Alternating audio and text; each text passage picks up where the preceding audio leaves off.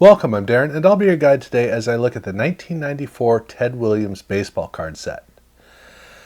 This is kind of a part two to the 1993 set because the two sets are, in some ways, they're almost identical to each other, kind of like the next year's version of the previous year's cards.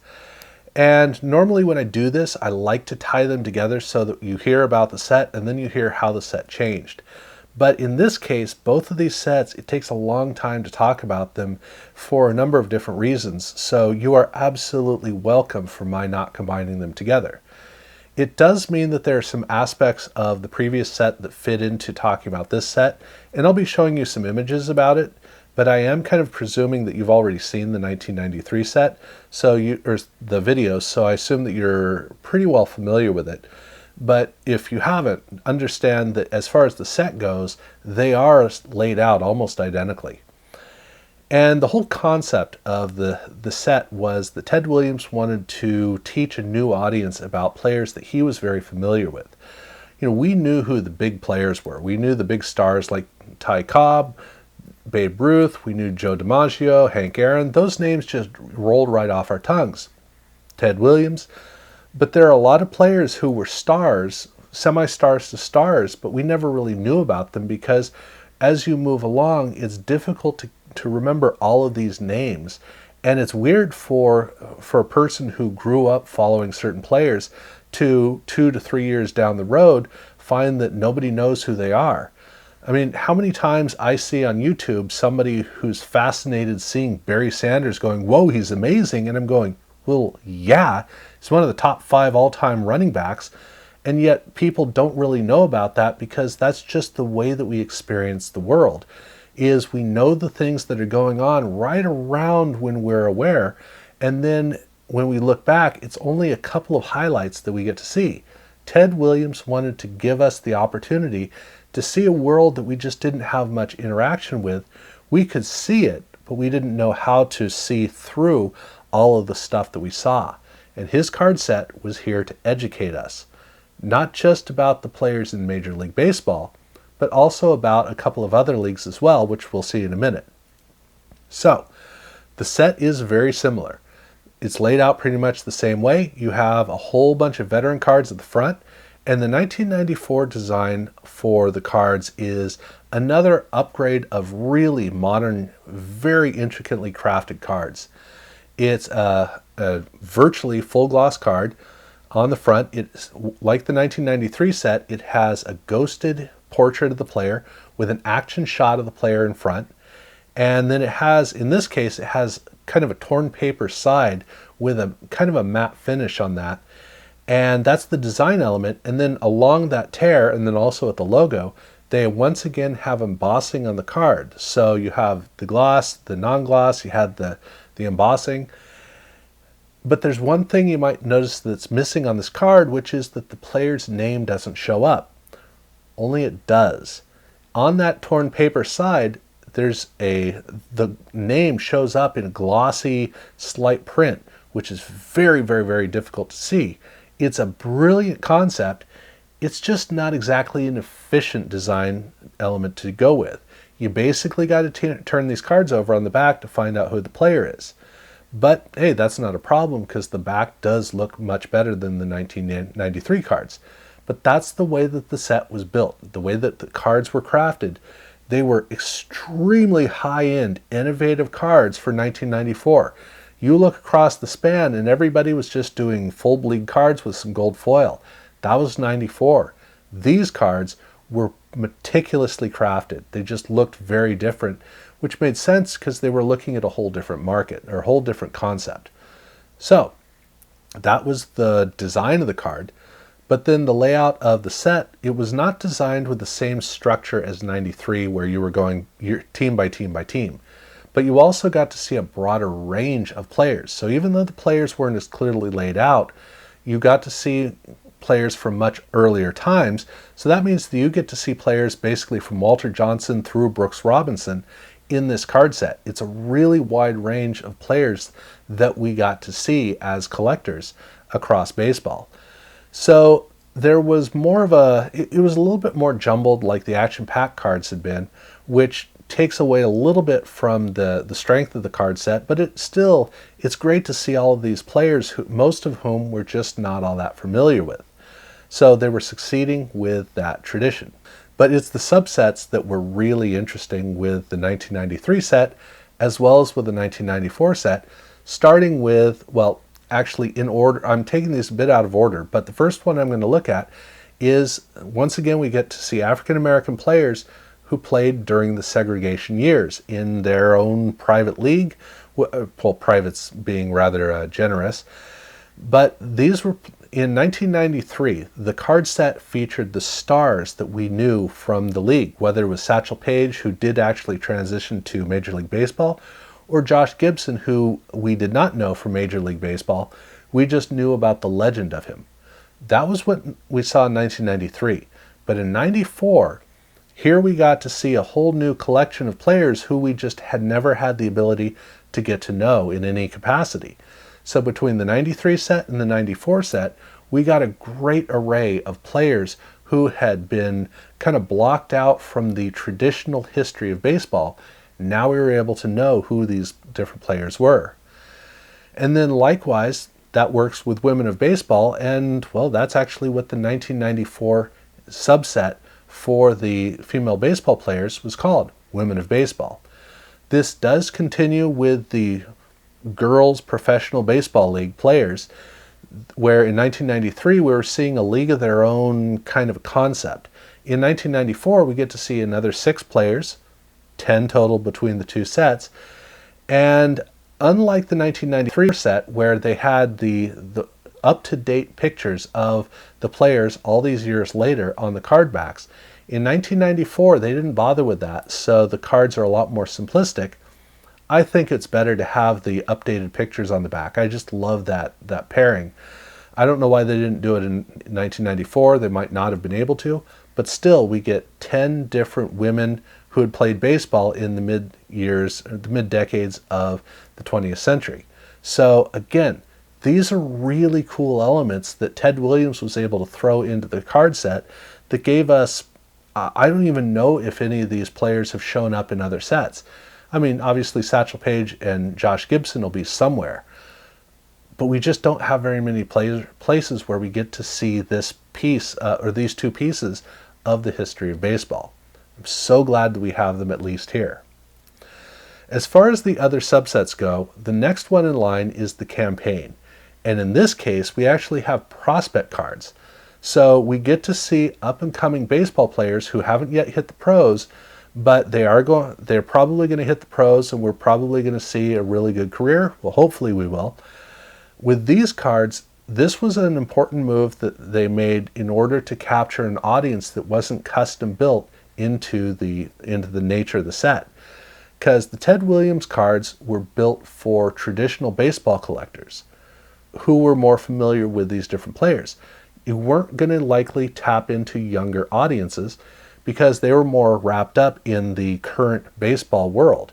So here we got prospect cards embedded into the set, which gave younger collectors a reason to care about the cards, but also the cards look very different from pretty much anything else you're going to find on prospects, which make these cards very distinct. They stand out very much from everything else, which was a good marketing move.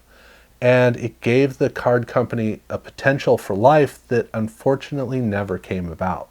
It really is too bad. But we do get a Derek Jeter, essentially a rookie card of him.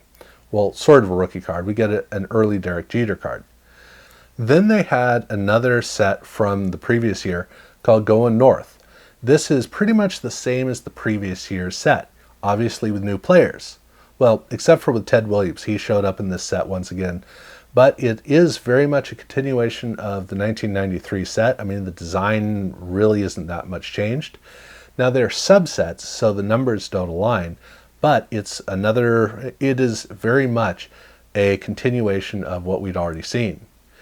And then they also had a subset that was based on home run hitters. So in 1993, it was the greatest hitters of all time. In 1994, it was swinging for the fences. And, same concept. We love home run hitters in our sets, and so we get to have a subset that is looking at home run hitters. Really not much else to say about it. And then the card set, once again, ended with a double subset of the dawning of legacy, looking at two different young players in Major League Baseball. The first one is Cliff Floyd, and the second one is Tim Salmon. So those are the two players that they featured here in the 1994 set for actual Major League Baseball players. And that's the set. And there are a lot of inserts to talk about, but before we get to the inserts, we got to talk about a couple of SP cards, because they did 2 SP cards. Only they did more like 5 SP cards, because over in football they also did some SP cards, and it's difficult to tell the difference between them, except actually if you know what to look for, if you know what's different, then you can very easily tell the difference, because the baseball cards are related to baseball. And I'll show you what I mean when we look at the Larry Bird card. So here is Larry Bird when he was playing baseball. And yes, it looks incredibly like Robin Yount. I absolutely agree with you on that. But it is Larry Bird. And the card is numbered LP1. So they are SP cards, but they're referred to as limited print cards. So LP1 and LP2 are the 2 cards we're going to be looking at. Those are the baseball releases. And the card has a sepia shot, has some gold print around the outside, and you might notice the pinstriping. The pinstriping is vertical lines of angled lines of etching on the card surface. So in certain light, you don't see it. In other light, you see the pinstriping on the cards. This is the way that some of the some of the insert cards are designed. Both of the SP cards are done this way. So as we move over to the Ted Williams card, you can very much see it. You see the pen striping, but also the card itself is designed in more of an etched in stone design for 1994. The card is a Ted Williams card looking at the opening ceremony of the Ted Williams Museum.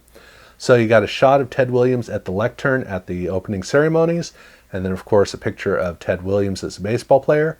So that's the SP card for him. But the gold print on either corner of the card, there's also a red parallel of that, where they replaced the gold print with red.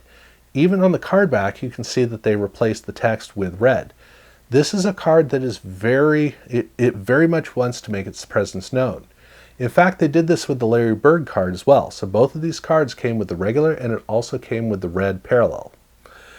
And some of the inserts came with them as well. So as we move into the inserts, the first insert set to talk about is the 500 Club. And the 500 Club is looking at home run hitters again, but these are the big boys. These are the guys who hit up into the major record book level, that upper tier. So these are the names that you're very, very familiar with, and the cards are wonderfully crafted. They have the vertical pinstriping, or it's horizontal pinstriping depending on the orientation of the cards.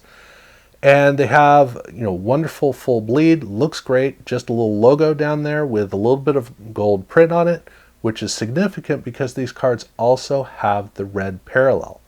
Now, I'm not going to show you the back of the card because the back of the card doesn't matter.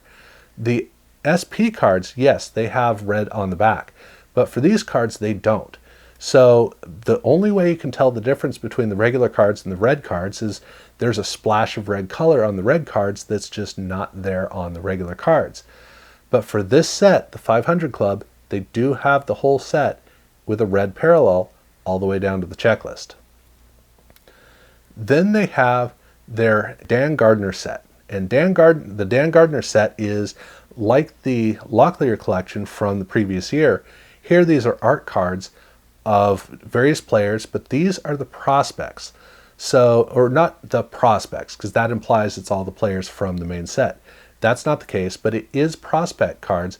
So these are players in the minor leagues who maybe someday will become successful in the pros. Now this guy here, the name Michael Jordan, that's not a name I'm familiar with in baseball. So I don't know if he just flamed out and just kind of disappeared. Whereas this Derek Jeter guy, that's the name I do remember. So clearly Derek Jeter was a much better athlete overall than this Michael Jordan guy. So these are prospects. We'll see how they do as they move into the pros. But the art is a very nice artistic approach, which is very distinct for prospects here in 1994. And this set, as you can tell, is the set that has both Michael Jordan and Derek Jeter in it. And like the Lockler cards, they're also serial numbered on the card back. Also like the Lockler cards, the checklist card has a collage of all of the different stars, or all the different players featured in the card set. So this is a card that has both Jordan and Derek Jeter featured on this particular card. But speaking of the Lockler collection, they also did that, and it was done as a continuation, so the cards are LC and then the next series of card numbers. So it's kind of like there's a Series 1 and a Series 2, and the 1994 set has the Series 2 set of Lockler cards. Now the Lockler collection cards for 1994 are done in the same artistic way, except they're a lot brighter than the previous year. These cards are all serial numbered, and the checklist card once again has the ghost of all these players hovering above two young kids playing baseball. But unlike the stoic shot, or the stoic image of the young players that we saw in 1993, here it's a more lively illustrator type approach for the art. I like the previous years myself, but regardless, this is done same way as the previous year. Another continuation of the 93 insert set to the 1994 set is Memories, but these cards were not done the same way as the previous year at all. It is once again 4 cards and 1 checklist for every single team, but in this case you can see that the art on the design of the card is wildly different. It's a scrapbook photo type of an approach, which is really nice. I like the way that it's designed. And you might notice that it has striping on it that's not the same as the pinstriping that we had seen in the 500 Club. In fact, the art cards all have a matte finish on it. Here they have these angled, kind of wood grain-esque lines that are streaked across the surface of the card, which have a great effect that work really well for these cards. So it is its own distinct approach for these cards, although the checklist cards, in that case, we do have the pinstriping, and they are very much straightforward cards. And the 4 teams that they have are the 1954 New York Giants, the 1961 Yankees, the 1969 Tigers, and the 1975 Red Sox. So those are the 4 teams in this 16-card set that continue the 16-card set from 1993. And these cards were all regionally distributed, just like in 1993 as well. But speaking of specially distributed cards, they also have a Mike Schmidt set, which is more like the Brooks Robinson cards of 1993. In this case, you can see that they have that same angled stripe surface on the cards, so it has that same texturing, and otherwise the cards are really pretty much unordained. But these were jumbo pack inserts, so they had their own release. That's how they came. And then, because we're on the subject of the Brooks Robinson cards and stuff like that, they did do an etched in stone set, like the Clemente cards, except unlike Clemente, this is a very different design approach. It also has the vertical pinstriping, which makes perfect sense because it's Roger Maris. How can you not have the pinstriping on these cards? So this card set is, done very similar. They have the checklist at the end. All of the cards have gold print on either corner, which is significant because they do have the red parallel for this entire set. So this is the other set where they did the red parallel. Both LP cards, the 500 Club, as well as the Roger Maris etched in stone set. And then there are 2 other things to mention. So as we can see, there's a lot to talk about with this. The first one is a trade card for a Babe Ruth set. Now, the set obviously didn't come in packs, just the trade card, but if you sent the card in, you could get back a complete set, one of 6,000 cards. It's a complete set of cards where each one of the cards in this set has a very, very, very different card surface to just about any card you're going to find. Really interesting the way that these cards feel, especially after all the stuff that we've seen in the regular set. But I mentioned that there are 6,000 cards. These are all serial numbered, just not the regular cards in the set. It's only the checklist card that's individually serial numbered out of 6,000. But also about that checklist card, it is also done more as a header rather than a card that goes at the end of the set. So that's the last thing to mention about individually created cards. But there's one last thing to mention, which is that Leon Day, which is one of the African American players from the pre-segregation days, he signed a bunch of cards. Now this happened shortly before he passed away. So the way the cards came, it's kind of weird because I think some of them were sold by his widow, some of them were in packs. I'm not sure the orientation of how they came about. But there are a bunch of Leon Day cards out there, and I assume that all of them, unless they're fakes, which I highly doubt anyone's going to fake them, I think they are all authentic cards from the release. But like I said, apparently his widow did sell some, so I really don't know quite how they came, but that is the autograph for 1994. And with that, we finally come to a close. So that's 1994 Ted Williams baseball. I wish that he had done a 1995 set because I like the way that these sets came across, but unfortunately the company just didn't have anywhere else to go. So they made 4 sets, a 93 baseball set, a 94 baseball set, a 94 football set, and a 94 basketball set. I'm going to look at football, and then I'm going to look at basketball in separate videos. Obviously not here, because we've spent a lot of time. So, that's what I've got for Ted Williams cards. If you haven't subscribed to my channel, I urge you to do so. Please do check out my other videos, and thank you very much for watching.